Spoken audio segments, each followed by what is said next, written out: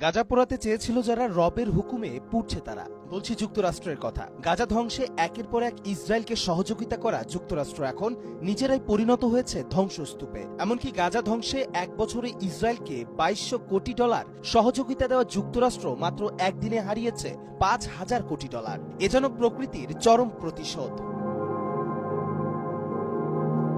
আগুনের লেলিহান শিখায় জ্বলছে সবকিছু, চারপাশে সাইরেনের শব্দ, ধোয়ার অন্ধকার আকাশে চক্কর দিচ্ছে ফায়ার সার্ভিসের হেলিকপ্টার, ছুটে চলেছে লোকজন, সবার চেহারায় অজানা আতঙ্ক। কোথায় যাবেন জানেন না অনেকে। যুক্তরাষ্ট্রের ক্যালিফোর্নিয়া অঙ্গরাজ্যের লস অ্যাঞ্জেলেস শহরে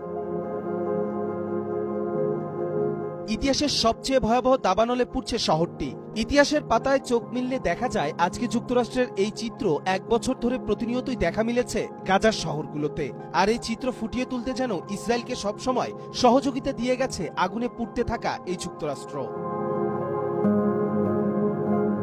গাজা আগ্রাসন শুরুর পর থেকে গেল এক বছর ইসরায়েলকে $2200 কোটি সামরিক সহায়তা দিয়েছে যুক্তরাষ্ট্র। শুধু তাই নয়, 2024 সালের মাঝামাঝি পর্যন্ত যুক্তরাষ্ট্র থেকে প্রায় 50,000 টন অস্ত্র, গোলাবারুদ, বিস্ফোরক পাঠানো হয়েছে ইসরায়েলে। সেই সাথে ক্ষমতা ছেড়ে যাবার আগে ইসরায়েলকে $800 সহযোগিতার ঘোষণাও দিয়েছে জো বাইডেন। আর এমনই সময় জো বাইডেনের দেশ যুক্তরাষ্ট্র আগুনে দাউ দাউ করে জ্বলছে।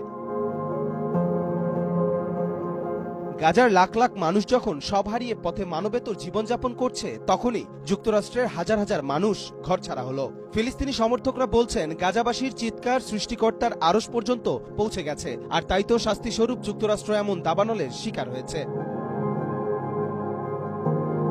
অনেকে আবার বলছেন সৃষ্টিকর্তা ছাড় দেন কিন্তু ছেড়ে দেন না।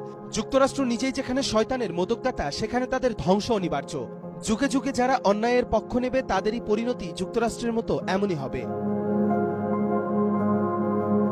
কবির চৌধুরী, জয়, মাই টিভি।